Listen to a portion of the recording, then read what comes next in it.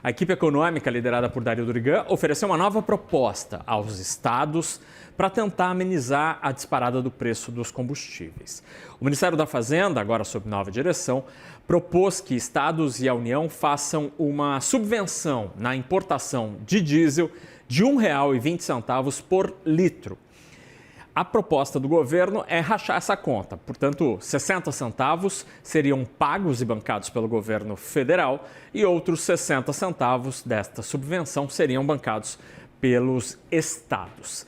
A medida seria temporária e vigoraria até o dia 31 de maio. Segundo o ministro Dario Durigan, o impacto fiscal é idêntico à proposta anterior, aquela que foi rechaçada pelos governadores, de 3 bilhões de reais por mês. Então vamos ver um trechinho da fala do ministro Dario Durigan, em que ele detalha esta nova proposta e que os governadores têm até sexta-feira para responder. Então, o que nós estamos repropondo hoje ao CONFAZ, que é esse fórum de secretários de Fazenda, e aos governadores, em última instância, é uma proposta que já é objeto de discussão nossa do Ministério da Fazenda com os secretários de Fazenda, que mantém a linha de metade do ônus para os estados, metade para a União, com um ajuste de forma. Em vez de falar em retirada de ICMS, nós vamos ambos, União e Estados, trabalhar na linha de subvenção aos importadores de diesel. Tá? Então, R$ 1,20 por litro de subvenção ao diesel, sendo que 60 centavos fica a cargo dos estados, 60 centavos fica a cargo da União. E por que essa contraproposta já iniciados os debates? Porque ela nos permite dar uma resposta mais rápida. Nós estamos vendo ainda uma volatilidade muito grande em razão da guerra do Irã, e isso a gente tem convicção, e o presidente tem nos pedido isso, respostas céleres.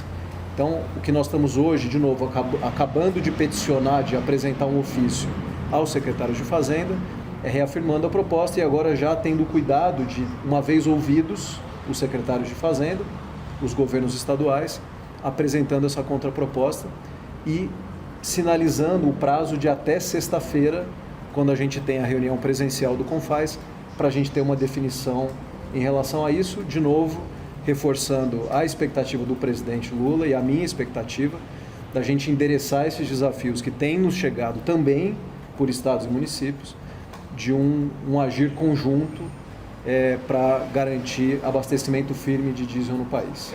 Essa proposta ajuda, mas não resolve, porque segundo dados da Bicom, Associação Brasileira dos Importadores de Combustíveis, a diferença de custo do diesel importado hoje para o valor praticado pela Petrobras é de R$ 2,34. Então, R$ 1,20 diminui pela metade esta diferença. A gente vai tratar desses números ainda nesta edição, mostrando em que pé está este mercado de diesel. O ministro da Fazenda também afirmou que o presidente Lula vai direcionar 15 bilhões de reais para impulsionar a exportação dos pequenos negócios. Durigan também reforçou que a medida vai ajudar as pequenas empresas a acessarem, a ter acesso a 500 diferentes mercados pelo mundo e que deve reutilizar sobras do orçamento do programa Brasil Soberano.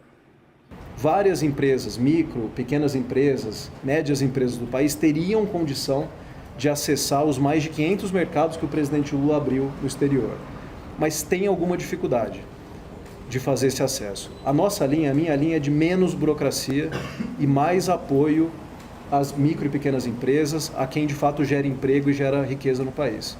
Por isso hoje, o secretário Seron está aqui, que acompanhou esse despacho comigo, algo como 100 milhões de reais é mobilizado para financiamento de pequena e média empresa para exportação.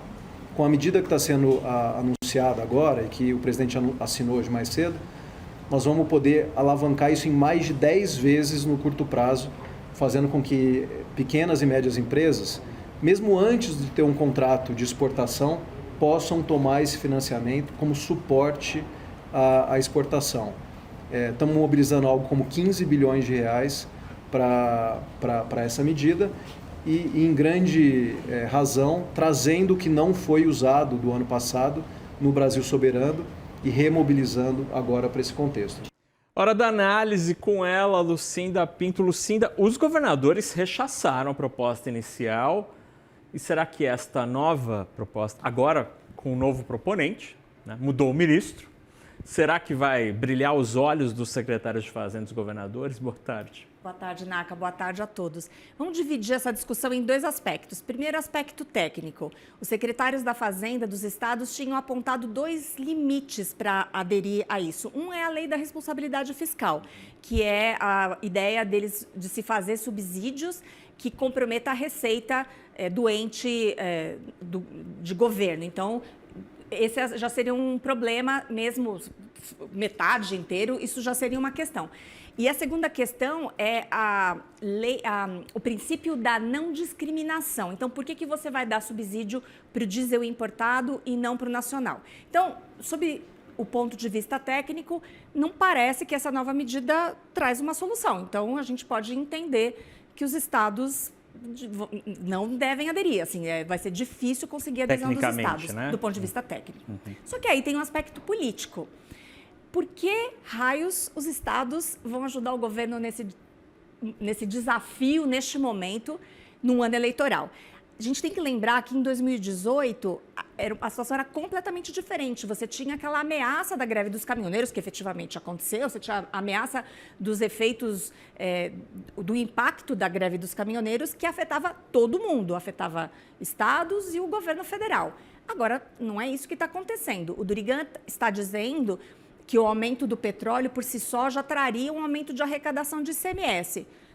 Muito bem, mas por que os estados, inclusive aqueles que são governados por partidos de oposição ao presidente Lula, por que eles vão apoiar esse desafio do governo federal agora? Não vejo incentivo para que haja apoio a essa medida, Naka. Mas aí, diante disso, será que o motorista, o agricultor, vão ficar reféns dessa briga política e nada será feito? Porque lá, 4 anos atrás, quando, antes das eleições, o então presidente Jair Bolsonaro decide mudar a mecânica de cobrança de impostos, ele vai lá numa canetada e tira a receita dos governadores, uma briga que depois foi para a justiça, e o governo federal teve de ressarcir esta medida, mas de uma maneira unilateral, porque talvez os governadores também não fossem apoiar. Será que a gente está na mesma situação em termos políticos?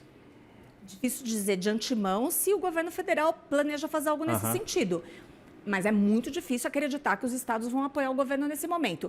A gente pode até ter uma surpresa na sexta-feira, mas, de fato, olhando de hoje, eu não vejo incentivo realmente para que os governos transgridam aqui 2 pontos técnicos, de fato, são 2 limites aqui, 2 questões, e, do outro lado, essa leitura que se faz de que por que os governos vão ter que arcar com esse custo nesse ano eleitoral. Agora, e a Petrobras tendo feito algum reajuste de combustível, mas, na verdade, todo mundo acredita que ela deveria fazer, enfim, mas independentemente do impacto que isso traria para a inflação. Lembrando, é isso, assim, o diesel ele tem um impacto pequeno sobre a inflação, o problema aqui realmente é político, o problema aqui é realmente a pressão dos caminhoneiros, das pessoas que utilizam o diesel, isso é uma questão importante, mas não me parece que haja disposição da parte de governos estaduais a contribuir neste momento. É interessante essa discussão porque o próprio governo federal ele reconhece tecnicamente que este ambiente de conflagrado e de petróleo a $100 é muito positivo do ponto de vista tributário. Isso gera arrecadação maior, seja na comercialização dos derivados aqui no mercado doméstico, seja com esse novo e bastante questionável imposto de exportação, tudo isso gera receita. Em tese, o governo teria uma desculpa, entre aspas, entre muitas aspas, de dizer, olha, tem uma linha de receita aqui que poderia bancar essa conta, né? Então, dinheiro, assim, me parece que até teria ali, né? Parece que seria uma tarefa mais do governo federal, né? Agora, tem um outro ponto, Naka, que preocupa muito, essa ideia de impostos temporários e deles virem a se tornar duradouros, permanentes, né? Por uma razão, é ano eleitoral. Então, essa medida, por exemplo, que o Doriga está propondo, ela se esgotaria ali em maio, em plena campanha. Assim, alguém vai ter coragem de reverter uma medida como essa? Vai ser... tudo bem, racionalmente faz todo sentido. Você está dando uma ajuda e depois, quando o conflito se acalmar, enfim, a gente acredita que até maio as coisas estejam caminhando para uma normalização. Acho que talvez não tudo normalizado, talvez o preço do petróleo não tenha voltado. Aqueles $60, ninguém acha que vamos ver. Acabou. Mas abaixo aí desses 100, bem abaixo desses $100. Ainda assim, é possível acreditar que o governo vai simplesmente reverter a medida, isso vai pegar bem? Então, tudo isso vai entrar na conta, né? Na verdade, na hora de tomar essa decisão. Agora, você tem toda a razão quando você disse que parece que, do ponto de vista financeiro, parece que quem teria mais condição neste momento de garantir esse subsídio, esse apoio, é o próprio governo federal. E causa estranheza, não vê que, a despeito dos planos eleitorais que são absolutamente visíveis hoje em Brasília, e aí tanto não é problema do governo ou da oposição, porque todo mundo só pensa nela nas eleições de outubro. Me parece curioso autoridades não quererem, neste momento, matar no peito e falar assim, deixa que eu resolva essa história, ainda que seja com dinheiro alheio, né, o dinheiro da viúva. Agora, outra coisa que hoje gerou muito debate, Lucinda, e eu quero te ouvir sobre isso, foi a ata do Copom. Qual foi a tua leitura? O Copom preferiu não se comprometer, não porque ele está com medo, mas sim porque o noticiário impede qualquer tipo de compromisso, qualquer tipo de forward guidance? Realmente, o cenário não permite que o Copom garanta nada neste momento. Agora, ele manteve aquela indicação de que há uma disposição de continuar com os cortes de juros de forma cautelosa. Ele não fechou essa porta. Isso já é uma boa notícia, porque havia um receio do mercado que começou a olhar para outros bancos centrais de que o nosso Banco Central também fosse um pouco mais duro no recado. E aí desse uma indicação de que pode parar de cortar o juro logo. Então, o Banco Central Europeu foi muito mais hawkish, como se diz, né? Muito menos a favor aí no cenário de corte de juros, ao contrário.